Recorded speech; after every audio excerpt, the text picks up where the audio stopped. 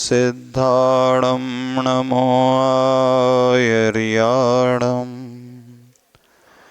नमो वज्रायाणं नमो लोये सवसाहोडम्। देवादिदेव अतिशयकारी श्री महावीर भगवान की, संत शिरोमणि आचार्य भगवान गुरुदेव श्री विद्यासागर जी महाराज की जय हो। पूज्य आचार्य श्री समय सागर जी महाराज की जय हो। परम पूज्य निरापक श्रवण मुनि वीर सागर जी महाराज की जय हो। समस्त मुनि संघ की जय। 12 भावनाओं का वर्णन चल रहा है। दूसरी नंबर की भावना अशरण भावना। अभी तक हमने ये समझने की कोशिश की, संसार में जिसे भी हम शरणभूत मानते थे, समझते थे, यह विश्वास करते थे कि वह व्यक्ति हमें जीवन में सुरक्षा दे देगा, वह व्यक्ति हमें संभाल लेगा, उसके होने से हम बड़े निश्चिंत रहते थे। पर धीरे धीरे यह समझ में आया, ऐसा कोई भी यहाँ नहीं है हमारे आसपास जो हमें पूर्ण रूप से आश्वस्त कर सके, निश्चिंत कर सके, संभाल सके। तब यह बात और अच्छे से समझ में आ जाती है कि शरणभूत वही हो सकता है जो स्वयं इतना सक्षम होता है, ऊपर उठा हुआ होता है। फिर व्यक्ति कहता है अन्यथा शरणम नास्ति त्वमेव शरणम मम। संसार में अन्य कोई भी शरणभूत नहीं है, हे प्रभु आप ही हमारे लिए शरणभूत हैं। फिर वह तरह तरह से उन अरिहंत भगवान की शरण को लेता है, सिद्ध प्रभु की शरण को लेने की कोशिश करता है। चत्तारी शरणम में अरिहंत शरणम पव्वज्जामि, सिद्ध शरणम पव्वज्जामि, साहु शरणम पव्वज्जामि, केवली पंडितम धम्मम शरणम पव्वज्जामि। इस चत्तारी दंडक को आप हमेशा प्रतिदिन पढ़ते हैं, लेकिन जो आप कहे जाते हैं शायद ही आप सोचते होंगे कि हम उनकी शरण ले रहे हैं। कहना बड़ा आसान होता है, अरिहंत भगवान, सिद्ध प्रभु, साधु और धर्म हमारे लिए शरणभूत है। पर वास्तव में क्या हमने उनकी शरण ली भी है अथवा नहीं ली है, अब विषय यहाँ पर यह समझना है।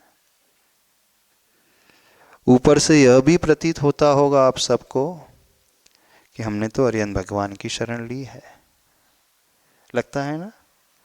हमने जिन धर्म की शरण ली है, हमने अपने जीवन में गुरु की शरण प्राप्त की है, तो इनकी शरण को प्राप्त हो जाने का अभिप्राय क्या है? क्योंकि एक बहुत महत्वपूर्ण शब्द यहां पर लिखा गया है, पव्वज्जामि। जानते हो इसका अर्थ क्या होता है? प्राकृत में लिखा गया है, चत्तारी दंडक पाठ। नमोकार मंत्र भी प्राकृत में है। जब आप नमोकार मंत्र का पाठ करते हैं, नमोकार मंत्र के पाठ के साथ इस चत्तारिक दंडक को पढ़ते हैं। नमो अरिहंताणम, नमो सिद्धाणम, नमो आयर्याणम, नमो वज्रयाणम, नमो लोये सव्यसाहूणम। इसके बाद एक श्लोक पढ़ते हो। कौन सा श्लोक? एसो पंच नमो यारो सव पावपणासणो मंगलाणं च सव्येसिं परमं हवै मंगलम। यह भी प्राकृत में लिखा हुआ है। इसका अर्थ क्या है पता है? फिर इसके पश्चात आप चत्तारी दंडक का पाठ करते हैं। ये चार ही मंगल स्वरूप हैं, चार ही उत्तम स्वरूप हैं और चार ही शरण स्वरूप हैं।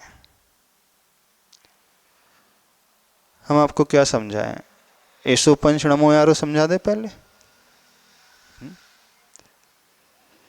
जो हर जैन व्यक्ति बचपन से इस पाठ को पढ़ता हुआ आया है, सबसे पहले यही सिखाया जाता है और सबको याद भी होगा।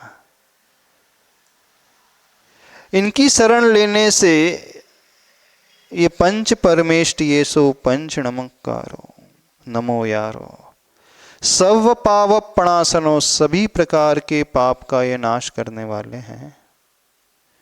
मंगलाणं च सव्येसिं, समस्त मंगल में ये मंगल स्वरूप है। और उसके बाद अंतिम चरण क्या बोलते हैं? परमं हवै मंगलम, प्रथमम मंगलम भवेत। ये होता है। यदि इसके एक एक शब्द के बारे में गहराई से आप विचार करो तो आप उसकी एक एक परत खोलते चले जाओगे और व्यक्ति फिर उस रूप होता चला जाएगा। कहा यह गया है, ये पंच नमस्कार मंत्र अथवा चत्तारी शरणम, एक चत्वारी शरणम में भी यही पंच परमेष्टि आते हैं। वहाँ अरिहंतों का कथन है, सिद्धों का कथन है और साधुओं का कथन है। साधुओं के अंतर्गत आचार उपाध्याय और साधु तीनों आ जाते हैं। एक और विशेष बात समझ लेना, आचार्य भी मूल रूप से होते तो साधु ही हैं। उपाध्याय परमेष्टि भी पहले साधु होते हैं, बाद में उपाध्याय अथवा बाद में वे आचार्य होते हैं। जो आचार्य होते हैं भले ही उनके 36 मूल गुण हैं, लेकिन पहले उनके 28 मूल गुण होते हैं। जो उपाध्याय हैं, आप कहते हैं उपाध्याय परमेष्टि के 25 मूल गुण हैं, लेकिन उससे पूर्व वे साधु होते हैं, क्योंकि वो स्वयं के लिए साधु होते हैं और दुनिया के लिए, संघ के लिए, अन्य के लिए वो या तो उपाध्याय परमेष्टि होते हैं अथवा आचार्य परमेष्टि होते हैं। एक रहस्य की बात, यहाँ पर जब शरण की बात की गई है तो आचार्य उपाध्याय का नाम नहीं लिखा, यहाँ साधुओं का नाम लिखा। साधु स्वयं के लिए बना जाता है। साधु स्वयं की साधना करने वाला होता है, साधु स्वयं का उत्थान करने वाला होता है। तो जो स्वयं को पहले संभाल लेता है, स्वयं को पूरा ऊपर उठा लेता है, स्वयं के भीतर जो इतनी क्षमता उसकी होती है, वो व्यक्ति ही कदाचित दूसरों को ऊपर उठा सकता है, बचा सकता है। लोक व्यवहार में भी बिल्कुल ऐसा ही होता है। जिसके पास स्वयं धन नहीं है, पैसा नहीं है, वो दूसरों की क्या मदद करेगा? जिसके पास स्वयं ज्ञान नहीं, वो दूसरों को क्या ज्ञान देगा? जिसके पास स्वयं सामर्थ्य नहीं है, वो दूसरों को क्या बचाएगा? तो दूसरे बाद में आते हैं, स्वयं हम पहले आते हैं। इस बात को गहराई से समझने की कोशिश करना। तो यहां जो कहा गया है, हम साधुओं की शरण को प्राप्त होते हैं। तो साधु वो होते हैं जो स्वयं को सिद्ध कर लेते हैं, यानी स्वयं इतने सामर्थ्यशाली हो जाते हैं। सामर्थ्यशाली होने के पश्चात वे उपाध्याय अथवा आचार्य भी हो सकते हैं, अन्य को पढ़ा सकते हैं, शिक्षा दे सकते हैं, दीक्षा दे सकते हैं, ज्ञान दे सकते हैं, प्रायश्चित आदि दे सकते हैं। तो हम उनकी शरण को, कौन सा शब्द लिखा है? पव्वजामि, प्राप्त होते हैं। गच्छामि नहीं लिखा यहाँ पे। हाँ, बौद्ध धर्म में उस उत्कृष्ट साधक की शरण को मैं जाता हूँ। धम्मम शरणम गच्छामि, वहाँ पे धर्म की शरण को मैं जाता हूँ, ऐसा शब्द का प्रयोग किया। लेकिन जैन धर्म में धम्मम शरणम पव्वज्जामि, मैं प्राप्त होता हूँ। दोनों में बहुत अंतर है। एक में यात्रा है, गच्छामि में जर्नी है, बड़ा लंबा रास्ता है, और दूसरे में प्राप्त होता हूँ, अर्थात मैं मंजिल तक पहुंच चुका हूँ, है ना। रास्ते में चल रहे हैं, बहुत अच्छी बात है, पर कोई आवश्यक नहीं होता जो रास्ते में चल रहा है वो मंजिल तक पहुंच ही जाए। बहुत सारे लोग होते हैं जीवन के अपने क्षेत्र में कई रास्तों में कदम बढ़ाते हैं, पर मंजिल तक पहुंचने वाले बड़े विरले होते हैं। लौकिक क्षेत्र में भी, पढ़ाई के क्षेत्र में, बिजनेस के क्षेत्र में, जॉब के क्षेत्र में, घर गृहस्थी के क्षेत्र में कदम बढ़ाने वाले बहुत सारे लोग हो जाते हैं, होते हैं ना। हर व्यक्ति रास्ते में चलना शुरू कर देता है, पर रास्ते में चल रहा है तो कुछ उस रास्ते में भटक जाते हैं, कुछ रास्तों को छोड़ देते हैं, कुछ आधे रास्ते तक सही चलते हैं, फिर रास्ता बदल भी लेते हैं, होता है ना। तो रास्ते में चलना और मंजिल तक पहुंचना, दोनों में जमीन आसमान का अंतर है, बहुत बड़ा अंतर है। क्योंकि कई रास्ते बड़े घुमावदार होते हैं, कई रास्तों में से कई पगडंडियां फूट जाती हैं, कई रास्तों में कई विघ्न बाधाएं होती हैं, ट्रैफिक होता है, खराब रास्ता भी होता है, जंगली पशु भी होते हैं, चोर डाकू भी हो सकते हैं, इतने सारे ऑब्स्टेकल्स आ सकते हैं, इतनी सारी विघ्न बाधाएं आ सकती हैं। जहाँ इतनी बाधाएं होती हैं तो प्रकृत बाधा हो गई, और कुछ स्वयं के द्वारा उत्पन्न होने वाली बाधा जो हमारे मन के द्वारा ही हम पैदा कर लेते हैं। हमारे नेगेटिव थॉट्स, हमारी निराशावादी सोच, हमारा डरने का स्वभाव, हमारे आत्मविश्वास की कमी को लेकर के जीने वाला स्वभाव, हमारा ही कॉम्प्लेक्स, बहुत सारे स्वयं के द्वारा पैदा किए हुए रोड ब्लॉक्स हो जाते हैं, होते हैं। कुछ बैरियर्स जो होते हैं दूसरों के द्वारा पैदा किए जाते हैं, तो व्यक्ति मंजिल तक नहीं पहुंच पाता है। और कुछ बैरियर्स ऐसे होते हैं व्यक्ति स्वयं अपने द्वारा ही पैदा कर लेता है, और जो स्वयं के द्वारा पैदा किए हुए रोड ब्लॉक्स होते हैं वो ज्यादा खतरनाक होते हैं। स्वयं की मानसिकता के द्वारा जो पैदा हो जाते हैं वो बहुत ज्यादा खतरनाक हो जाते हैं। ऐसा व्यक्ति जिंदगी में कभी आगे नहीं बढ़ पाता, ऐसा व्यक्ति हमेशा हार जाता है, डर जाता है, मैदान छोड़ देता है, अथवा मर जाता है, होता है। क्योंकि उसे परेशान कोई दूसरा नहीं कर रहा, बाहर का नहीं कर रहा, कोई रोकने वाला बाहर का शत्रु नहीं है, उसे रोकने वाला अपने ही भीतर का शत्रु होता है। और वो शत्रु भीतर का जो होता है वो दिखलाई नहीं देता है। बाहर का शत्रु तो हमें दिखलाई दे जाता है, जो छिपा हुआ होता है, छद्म होता है, अदृश्य होता है, उससे लड़ना सबसे डिफिकल्ट होता है, सबसे कठिनाई भरा होता है।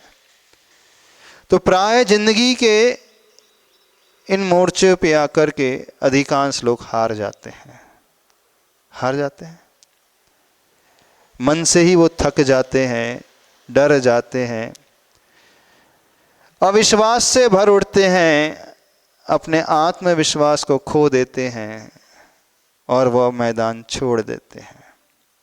हमारी बात समझ में आ रही, नहीं समझ में आ रही?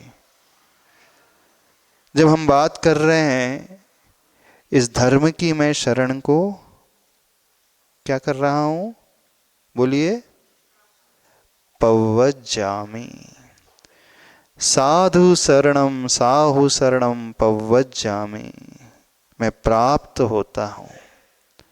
गच्छामि जैन धर्म में नहीं लिखा, गच्छामि में बहुत रिस्क है, क्योंकि रास्ते में बहुत सारे लोग अटक जाते हैं।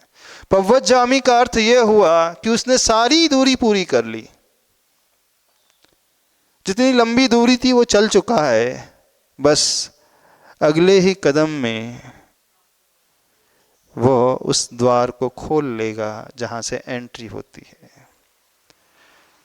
बल्कि अगले ही कदम में क्यों कहें, प्राप्त होने का अर्थ है कि वह तदरूप हो चुका है, वह उस रूप हो चुका है। कभी आपने सोचा, जब आप कहते हो अरिहंत शरणम पव्वज्जामि, सिद्ध शरणम पव्वज्जामि, धम्मम शरणम पव्वज्जामि, साहु शरणम पव्वज्जामि, तो ये सोचते हो आप पढ़ने के बाद कि मैं धर्ममय हो चुका हूं, मैं साधुमय हो चुका हूं, मैं अरिहंतमय, मैं सिद्धमय हो चुका हूं, मैं प्राप्त हो चुका हूं। इसे समझो, बड़ी गहराई है इसमें। कहना बड़ा आसान है, लेकिन शरण को प्राप्त होना इतना आसान नहीं है। अब बताइए कितने लोगों ने धर्म की शरण को प्राप्त किया है, गुरु की शरण को प्राप्त किया है? क्योंकि अभी तक हमने यह समझ लिया, संसार में रहते हुए जिनको हम शरणभूत मान रहे थे वो शरणभूत है ही नहीं, और हो भी नहीं सकते, क्योंकि उनकी भी लिमिटेशंस हैं, उनकी भी एक क्षमता, उसके ज़्यादा वो कुछ नहीं कर सकते। ना माँ कर सकती, ना पिता कर सकता है, ना भाई, ना बेटा, ना मित्र, ना कोई अन्य व्यक्ति कर सकता है। एक सीमा तक ही वो हमारी हेल्प कर सकता है, उससे ज़्यादा नहीं कर सकता, कोई भी व्यक्ति क्यों ना हो। आपका जो एकदम प्रिय से प्रिय है, आत्मी से आत्मी है, जिस पर आप जी जान छिड़कते हैं, जिसके ऊपर आपका गहरा विश्वास है, वो भी आपको कहां तक संभाल पाएगा? बताओ, कर पाएगा? नहीं कर पाएगा। इसलिए नहीं कर पाएगा क्योंकि उसका अस्तित्व भिन्न है, आपका अस्तित्व भिन्न है। और पहले हर इंसान, हर व्यक्ति स्वयं को संभालने की कोशिश करता है, स्वयं के लिए वो जीता है, फिर बाद में वो दूसरों के लिए हाथ बढ़ाने वाला होता है। तो जिन्होंने अपने आप को पा लिया, जिन्होंने उस ऊंचाई को छू लिया, जिन्होंने उस स्थान को छू लिया, वे अरिहंत, वे सिद्ध, वे साधु और वह धर्म, वे ही हमारे लिए शरणभूत हैं, और उनकी शरण को मैं प्राप्त होता हूं। अब हाथ खड़े करें, किन्होंने इनकी शरण को प्राप्त कर लिया है? बढ़िया, सिंपल सा प्रश्न है। आप तो रोज मंदिर जाते हो ना, अरिहंत भगवान के पास रोज जाते हो कि नहीं जाते हो? जाते हो। अरिहंत भगवान के दर्शन भी करते हो, और क्या करते हो? थोड़े आप लोग धार्मिक हो तो पूजा भी करते होंगे, प्रतिदिन पूजा करते ना? हाँ, तो फिर आपने अरिहंत भगवान की शरण को पा लिया। आप गुरु के पास भी जाते होंगे, साधु के पास भी जाते होंगे, तो क्या गुरु की शरण को पा लिया? नहीं। समझ में नहीं आ रहा हम क्या कह रहे? लगता है ऐसा ही कि हमने अरिहंत भगवान की शरण को पा लिया, अभी पाया नहीं किसी ने, अभी सब ऑन द वे हैं, है ना? सभी लोग रास्ते में हैं। पाने का अर्थ अगला कदम, और गेट खुला हुआ है। पाने का अर्थ अगला कदम, और आप बहुत ऊपर उठ चुके हैं। पाने का अर्थ अब आप वो नहीं हैं जो अभी तक थे, अब आप कुछ और हो गए। पाने का अर्थ, और यदि गहराई से समझना है, कि आप नहीं रहे, आप वो ही हो गए। कौन हो गए? जिनकी शरण को आपने लिया है। तभी तो हम कह सकते हैं ना, हमने पा लिया। लोक व्यवहार में कहते हैं ना, हमने पा लिया। आपने लेटर रिसीव कर लिया, एक्नॉलेजमेंट कार्ड साइन करके आपने पार्सल जो है रिसीव कर लिया, पा लिया, प्राप्त कर लिया। यानी वो आपके पास आ चुकी है वस्तु, अब वो आपसे दूर नहीं है। जब भी हम ये शब्द का प्रयोग करते हैं पव्वजामी, प्राप्त कर लिया है, अर्थात न हम उससे दूर है न वो हमसे दूर है, उसका अर्थ ये होता है। तो बताइए, ऐसी स्थिति हो गई? नहीं हुई ना। कितना आसान है ये दोहराना, चत्तारी शरणम पव्वजामी। कितना आसान है ना, बड़ा आसान है ना कहना। क्या जाता है, मुंह ही तो चलाना है, इससे ज्यादा कुछ करना है? और हर बच्चा ये बोलता है, बच्चे ही नहीं हर बड़ा व्यक्ति भी कहता है।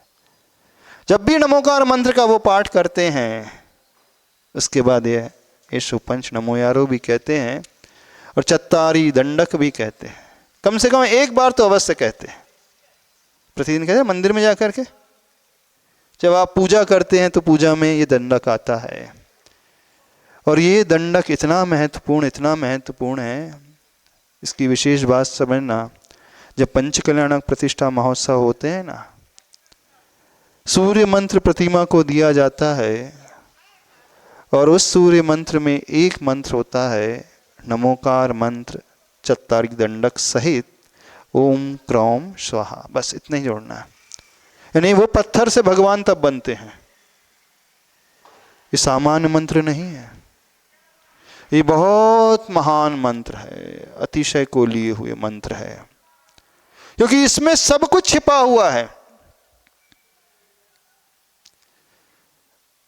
पर विडंबना ये है कि आपको जन्म से मिल गया है ना ये मंत्र, जन्म से प्राप्त हो गया ना।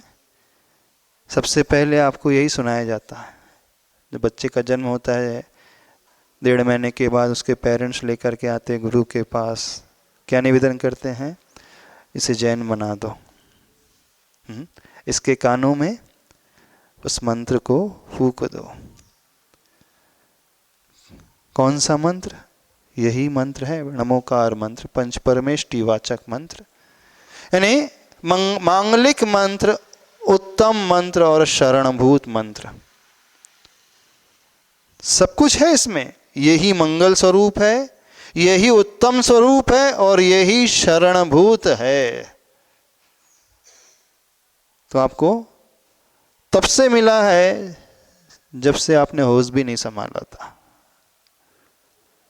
तब से आप सुनते आ रहे हैं, और थोड़ा बड़े हो गए, पाठशाला जाने लगे, अथवा पाठशाला न भी जाने लगे तो माँ ने सिखा दिया, दादी ने सिखा दिया, तो आप तोतली भाषा में कहना भी शुरू कर दिए,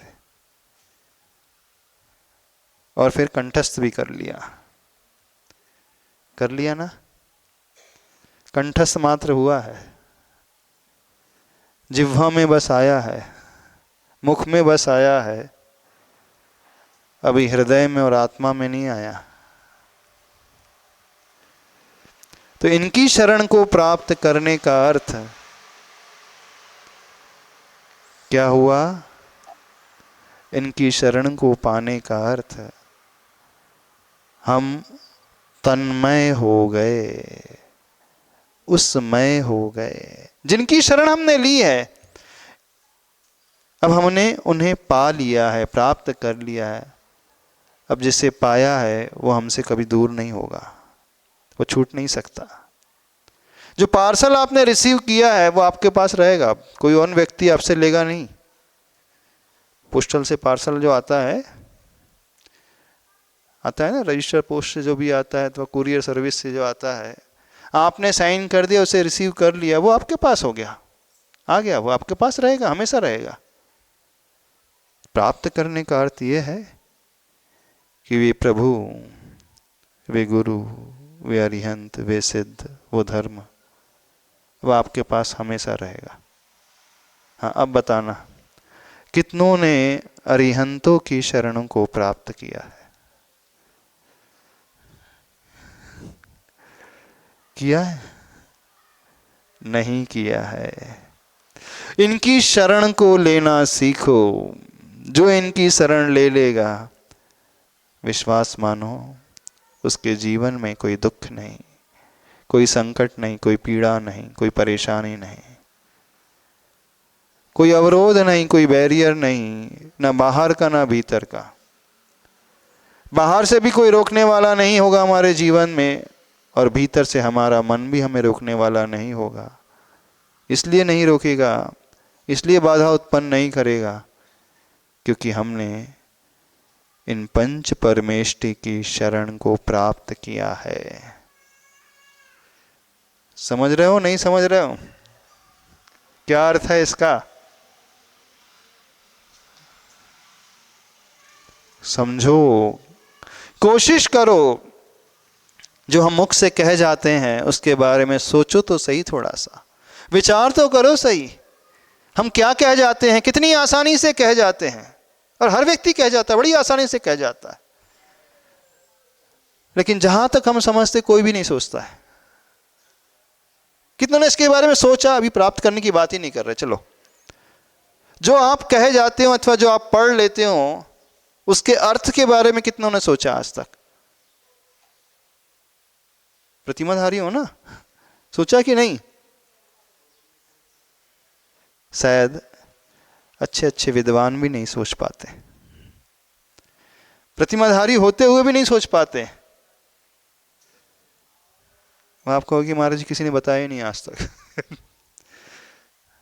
कुछ लोग तो ये कहेंगे ऐसे ही है ना, किसी ने नहीं समझाया। कैसे नहीं समझाया होगा? जब पहला भाग आप पढ़ते हैं तो याद भी कर लेते हैं, और आपके टीचर आपको बताते भी हैं। हाँ, कई बार ये बात अलग हो जाती है, जो बताते हैं उन्हें खुद ही नहीं पता है। कभी कभी यूं भी हमने अपने दिल को बहलाया है, जिन बातों को खुद नहीं समझा औरों को समझाया। है ना? कभी कभी दिल को हमने यूं भी बहलाया है, जिन बातों को खुद ना समझा औरों को समझाया है। क्योंकि समझाने में हर व्यक्ति एक्सपर्ट है।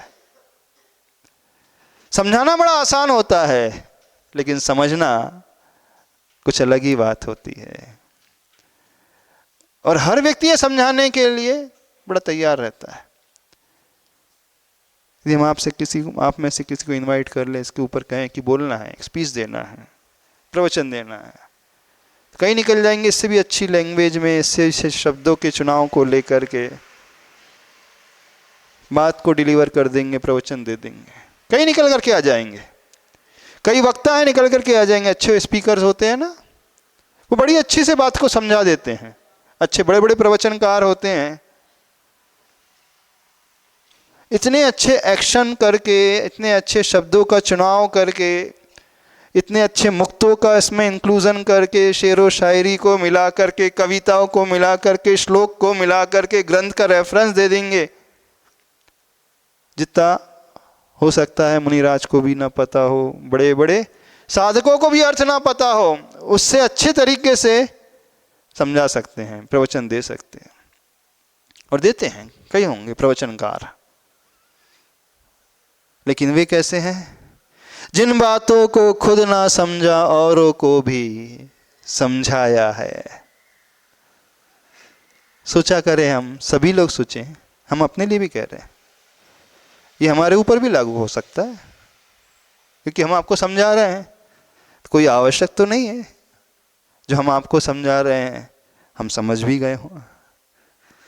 क्योंकि समझाया जब जाता है तो समझाते समय फोकस सिर्फ अन्य ऊपर रहता है, लेकिन जब प्रवचन दिया जाता है उस समय फोकस अन्य प्लस स्वयं दोनों पर रहता है। इसलिए जब मंगलाचरण किया जाता है स्वाध्याय का, तो अंतिम पंक्ति कही जाती है, वक्ता रहा श्रोता रहा सावधानतया शृण्वन्तु। अभी शायद जिनवाणी में नहीं लाइन मिलती होगी, लेकिन पहले मिलती थी।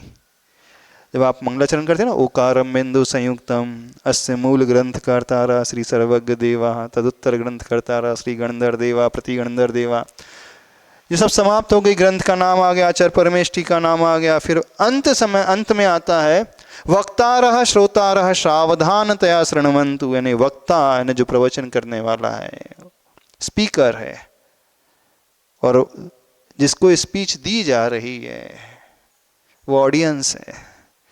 दोनों सावधान होकर के सुने, और सबसे ज्यादा वह सावधान होकर के सुने जो स्वयं बोल रहा है। जो स्वयं बोल रहा है वो सावधान होकर के नहीं सुनेगा तो अच्छे से बोल भी नहीं पाएगा। लेकिन ऐसा हो सकता है कि जो अच्छे से बोल रहा है वो सुन भी रहा हो, पर यहाँ सुनने का अर्थ मात्र श्रवण करना नहीं अकेले, यहाँ सुनने का अर्थ है तदरूप अपनी परिणति को बना लेना, उस रूप स्वयं हो जाना। जो हम कह रहे हैं वैसा हम अपना जीवन बना लें, यानी जो जीता है और फिर कहता है उसका प्रभाव पड़ता है, लेकिन जो सिर्फ कहता है और जीता नहीं है वह सिर्फ बोल वचन कहलाते हैं। प्रवचन और बोल वचन में क्या डिफरेंस है पता है? प्रवचन और बोल वचन में, प्रवचन में जो वक्ता होता है स्वयं सुनता भी है, सुनाता भी है, जीता है, और बोल वचन में सिर्फ एक स्पीकर है। स्पीकर जो होता है ना, एक साउंड बॉक्स होता है, वहां से साउंड आ रहा है, लेकिन साउंड बॉक्स को कुछ नहीं समझता मैं क्या बोल रहा हूं। समझता है? साउंड बॉक्स को कुछ भी नहीं समझता। तो कई स्पीकर ऐसे होते हैं जिनके मुख से सारे शब्द निकलते जाएंगे, बड़े अच्छे शब्द निकलेंगे। कई प्रवचनकार, कई पंडित, कई विद्वान, कई ज्ञानी, कई उपदेशक, कई स्पीकर्स, कई ओरेटर ऐसे होंगे जो बहुत अच्छे से अपनी बात को रखते हैं। हमने तो ऐसे भी ओरेटर्स को देखा है जो दुनिया में कईयों को डिप्रेशन से बाहर निकालने वाले रहे हैं, टेंशन एंजाइटी से बाहर निकालने वाले रहे हैं। उनकी स्पीच को सुनकर के कई लोगों का टेंशन जो दूर हो गया, एंजाइटी दूर हो गई, लेकिन वो स्पीकर स्वयं टेंशन में आ गया वो डिप्रेशन में स्वयं आ गया। बाद में पता चला वो कहाँ है, बोले साल भर से नजर नहीं आ रहा, बोले अभी वो है साइकेट्रिस्ट की दवाई खा रहा है क्यों? बोले वो डिप्रेशन का शिकार हो चुका है। यानी जो दुनिया को डिप्रेशन से बाहर निकाल रहा है, एंजाइटी से बाहर निकाल रहा है, ऐसे भी स्पीकर देखे हैं जो स्वयं डिप्रेशन के शिकार हो जाते हैं। इसका अर्थ है वह सिर्फ एक साउंड बॉक्स बन करके रह गए हैं। जैसे स्पीकर बड़ा होता है ना, साउंड बॉक्स होता है, साउंड बॉक्स ऑन रहता है तो आवाज़ अच्छी आती है कि नहीं? हाँ, जो माइक सिस्टम वाले होंगे उसको पता होगा, जो कैमरामैन होंगे उसको पता होगा। साउंड बॉक्स अच्छा रहता है तो आवाज़ अच्छी आती है ना, और साउंड बॉक्स अच्छा ना हो तो आवाज़ नहीं आती। तो आवाज़ दुनिया तक पहुंच रही है, दूसरों तक पहुंच रही है, लेकिन उस साउंड बॉक्स को कुछ नहीं समझता। जो माइक ऑपरेटर होता उसे भी नहीं मालूम क्या हम महाराज जी लोग क्या बोल रहे हैं, और जो वीडियो रिकॉर्डर होता है हाँ, वो भी रिकॉर्डिंग करता है पूरी, पर उसे भी नहीं मालूम क्या बोल रहे हैं। हाँ, बोल रहे हैं महाराज जी लोग, कुछ तो भी प्रवचन दे रहे हैं। उसका काम है सिर्फ वीडियो रिकॉर्डिंग करना, उसका काम है माइक ऑपरेट करना, साउंड बॉक्स फिक्स करना, और जो जनता होती है उनका काम से सुनना है। श्रोता जो है उनका काम क्या है? सुनना है और छोड़ना है। एक कान से सुनना और दूसरे से निकालना है। ऐसी है ना? नहीं है।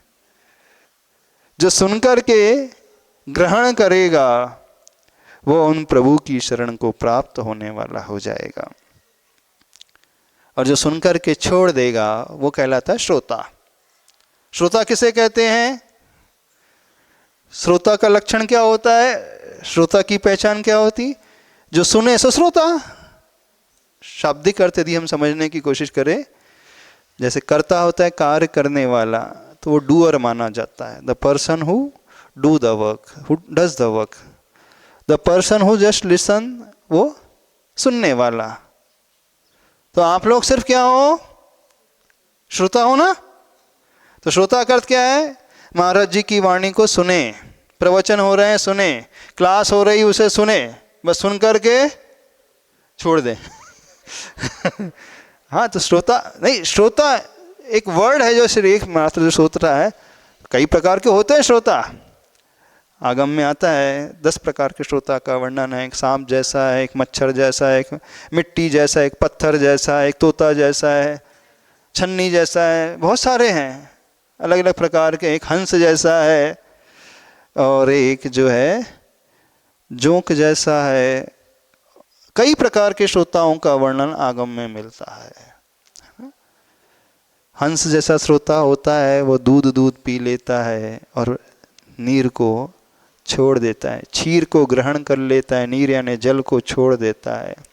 मिट्टी जैसा श्रोता होता है, जब तक सुनाया जा रहा है तब तक गीला रहता है, बारिश आई तब तक गीली रहती है और जैसी बारिश गई वो सूख जाती है। पत्थर जैसा श्रोता होता है, पानी आ रहा है और अंदर से नहीं भीगता, ऊपर ऊपर से पानी बहा करके बह गया है। और भैंस जैसा श्रोता होता है, आगम में आया है, यानी जिस सरोवर में वो स्नान करती उसी को गंदा कर देती है। तो कुछ श्रोता होते हैं जिनकी वाणी सुन रहे हैं, वहाँ पर आकर के सभा को और बिगाड़ करके चले जाते हैं, इतनी कषाय करते, इतनी कलह करते हैं और वातावरण और प्रदूषित करके, पोल्यूट करके चले जाते हैं। होते हैं ना। एक चालनी जैसा श्रोता होता है, छिलके छिलके को ऊपर रख देता है और सार को निकाल देता है। और एक मच्छर जैसा श्रोता होता है, मच्छर जैसा, उसे मशक का नाम है। मच्छर जैसा श्रोता जो होता है वो पहले गुनगुनाता है, फिर डंक मार करके चला जाता है।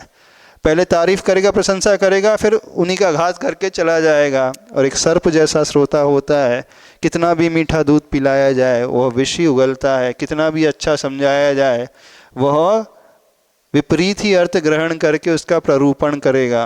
तो आप लोग कौन से श्रोता हो? कौन से श्रोता हो बताइए।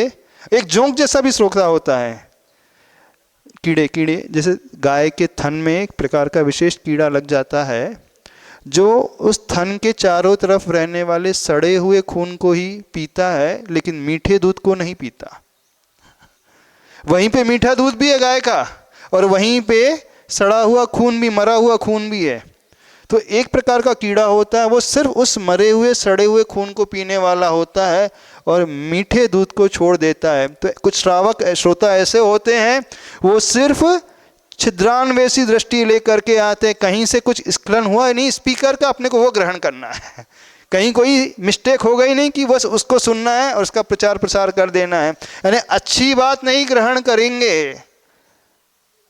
प्रवचन सभा में आकर के, प्रभु के पास आकर के, मंदिर में आकर के, गुरु के पास आकर के क्या करेंगे? और कमियां ही खोजने वाले हो जाएंगे, वहीं लड़ाई झगड़ा करने वाले हो जाएंगे। मंदिर में आकर के, प्रवचन सभा में आकर के सभा को और बिगाड़ने वाले हो जाएंगे। तो ये उस जोंक की भांति होते हैं। तो आप लोग कौन सी कैटेगरी के हो? मिट्टी जैसे कि पत्थर जैसे, पाषाण जैसे? हाँ, जब तक सुनाया जाए तब तक तो भीगते हैं और जैसे ही बारिश बंद, सूर्य निकला तो सूख जाते हो। कि पत्थर जैसे कितना भी पानी डालो भीगता ही नहीं है। कि सर्प जैसे अच्छा सुनाया जाए लेकिन बुरा ही उगलोगे। अथवा चालनी जैसे सार सार को छोड़ दोगे, निस्सार को ग्रहण कर लोगे। कि उस हंस की भांति जल को छोड़ करके प्योर जो है दूध का सेवन करने वाला। बताइए कौन सी कैटेगरी आप लोगों की? बताइए, आप ही से पूछ रहे हैं और किसी से नहीं पूछ रहे हैं। हंस जैसे, कितने हंस जैसे श्रावक हैं, श्रोता हैं? हंस की एक विशेष क्वालिटी होती है,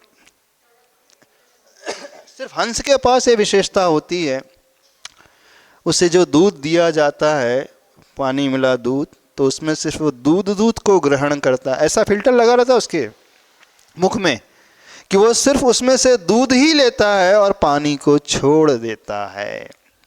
जिसे कहा जाता है न्याय की भाषा में क्षीर नीर विवेक। क्षीर का अर्थ होता है संस्कृत में दूध और नीर का अर्थ होता है पानी। तो जो क्षीर और नीर, दूध और पानी के विवेक को समझता है, भिन्नता को जानता है कि मुझे दूध ही ग्रहण करना है और पानी छोड़ देना है, ये होती है हंस की विशेषता, हंस की स्पेशल क्वालिटी। तो जो सही श्रोता होता है उस हंस की भांति होता है। कितने हंस की भांति हैं कि भैंस की भांति है? हाँ, जिस सरोवर में भैंस स्नान करती है उसी को गंदा करके और चले जाती है। देखा हो कभी? देखना, जिस तालाब में भैंस जाती है ना नहाने, और आप चले जाओ नहाने, तो उसके बाद नहा नहीं पाओगे। पानी पीना तो बहुत दूर, नहा भी नहीं पाओगे, क्योंकि सारी की सारी मिट्टी, गंदगी जो है ऊपर ऊपर आ जाती है। अथवा उस जोंक की भांति सोचिए, विचारिए। हाँ, तो कौन सी कैटेगरी बता लें हम? मैक्सिमम लोग जो होते हैं उस मिट्टी की भांति होते हैं। जब तक सुनते तब तक उन्हें बहुत अच्छा लगता है। जब तक सुनते तो अच्छा लगता है ना। हाँ, महाराज जी के प्रवचन चल रहे हैं, गुरु समझा रहे हैं, कोई पढ़ा रहा है, कोई समझा रहा है, सुना रहा है। हाँ, लगता तो है सही कह रहे हैं। हमें भी अपने आप को बदलना चाहिए, हमें भी गलतियों को छोड़ना चाहिए, जीवन में अच्छाइयों को अपनाना चाहिए, अपने जीवन को परिवर्तित करना चाहिए। लेकिन कब तक अच्छा लगता है? जब तक प्रवचन चलते रहते हैं, जब तक आप उसे देखते रहते, सुनते रहते हैं, अथवा जब तक आप स्वाध्याय करते रहते हैं, तभी तक अच्छा लगता है। फिर जैसे ही यहाँ से उठ कर के अपने घर जाते हैं तो अपनी उसी दुनिया में लीन हो जाते हैं। जब तक बारिश है तब तक मिट्टी गीली है, बारिश बंद तो वह सूख गई। तो मैक्सिमम श्रोता, मैक्सिमम श्रावक कैसे होते हैं? मिट्टी की भांति। पर कुछ ऐसे भी होते हैं सार को ग्रहण नहीं करते, निस्सार को ग्रहण कर लेते हैं, चालनी की भांति हैं अथवा सूपे की भांति हैं। चालनी भी एक उदाहरण आता है शास्त्रों में, और ये उदाहरण जो है धवला ग्रंथ में आए हैं। समझना इस विषय को, हम ऐसे नहीं बता रहे हैं। वहाँ 10 प्रकार के श्रोताओं का वर्णन आया है। सूप है, चालनी है, भैंस है, जोंक है, सर्प है, हंस है, मिट्टी है, पत्थर है और मशक यानी मच्छर की भांति है। एकमात्र जो अच्छा श्रावक है, श्रोता है, वो हंस की भांति होने वाला है। वो सही सही ग्रहण करता है, अच्छे अच्छे को ग्रहण करता है और बाकी को छोड़ देता है। तो जो प्रभु की शरण को प्राप्त हो चुका है, गुरु की शरण को प्राप्त हो चुका है, उसका जीवन हंस की भांति हो जाता है। बताइए आप लोगों का जीवन कैसा है? कुछ समझ में आ रहा है? नहीं समझ में आ रहा है? शरण ली है भगवान की? मंदिर जाकर के किसकी शरण ली है? जब तक मंदिर में रहते तभी तक अच्छा रहता है महाराज जी। मंदिर से गए घर तो गंगा गए गंगादास, जमुना गए जमुनादास, जहाँ जाए वैसे हो जाते हैं। कुछ लोग होते हैं, बोले यहाँ पे आते, बोले महाराज जी जब आपके पास आते हैं तो ऐसा लगता है संसार में कुछ नहीं रखा है, हम कहाँ फंसे हुए हैं, कौन से मकड़े जाल में उलझे हुए हैं। आप लोगों का जीवन बड़ा अच्छा है, काश हम भी आप लोगों के रास्ते पे चल जाते, यहाँ आकर के बड़ा अच्छा लगता। बोले यहीं रह जाओ। फिर थोड़े दिन बाद फिर क्या होता है? थोड़े दिन बाद बताइए, अब घर याद आने लगा ऑफिस याद आने लगा, फिर वो घर रुचने लगा। तो विचार करिए, प्रभु की शरण को प्राप्त होने का अर्थ क्या है? बहुत बड़ी बात यहाँ पर कही गई है, और ये अनादिकाल से मंत्र चला हुआ आ रहा है। और चत्तारी दंडक का पाठ भी प्राकृत भाषा में है, संस्कृत में नहीं है। चत्तारी शरणम पव्वज्जामि, बहुत महत्वपूर्ण वर्ब का प्रयोग यहां पे किया गया है। जो क्रिया बताई गई है, मैं प्राप्त होता हूं।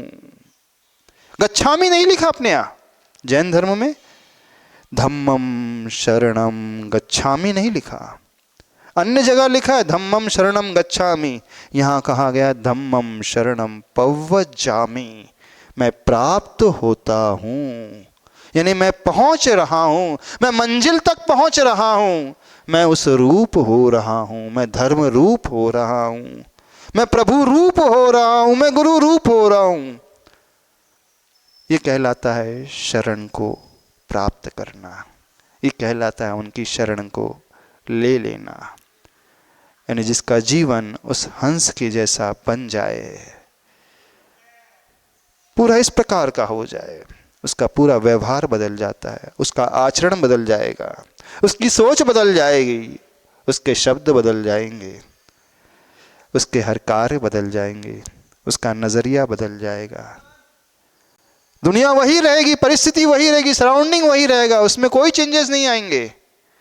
जिनके साथ रहता है वो उन्हीं के साथ रहेगा, लोग वही रहेंगे, परिवार वही रहेगा, सदस्य वही रहेंगे, ऑफिस वही रहेगा, सबऑर्डिनेट्स वही रहेंगे, बॉस भी वही रहेगा, कस्टमर भी वही, दुकान भी वही, मंदिर भी वही, घर भी वही, सब कुछ एज इट इज। लेकिन जो धर्म की शरण को प्राप्त हो जाता है वो अंदर से परिवर्तित हो जाता है, उसका नजरिया पूर्ण रूप से बदल जाता है, उसका मन बदल जाएगा, उसकी वाणी बदल जाएगी, उसका आचरण बदल जाएगा, उसकी काया बदल जाएगी, उसकी दृष्टि, उसकी सोच, उसकी विचारधारा, सब कुछ बदल जाएगा। समझ में आ रहा है? नहीं समझ में आ रहा? तो शरण भावना क्या कहलाती है? बोले संत शिरोमणि आचार्य भगवान गुरुदेव श्री विद्यासागर जी महाराज की